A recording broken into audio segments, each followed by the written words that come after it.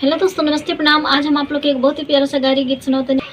उमड़ी उमड़ी बरसे काली रे बादरिया, हो गलियन में भरी गईले पानी। हाय सीताराम से बनी, गर्मी से व्याकुल भइले समाधि के दीदी। हो गलियन में घूमे बौराई, हाय सीताराम से बनी। अरे सोवत मरदा देहली जगाई, हाय सीताराम से बनी।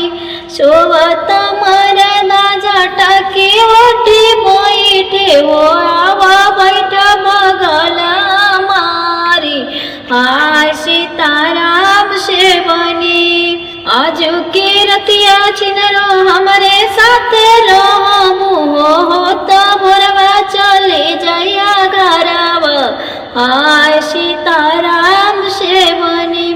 इतना बचन जब सुने ले समाधि राम, घोड़े मुड़े पीटे ले कपार, हाय सीताराम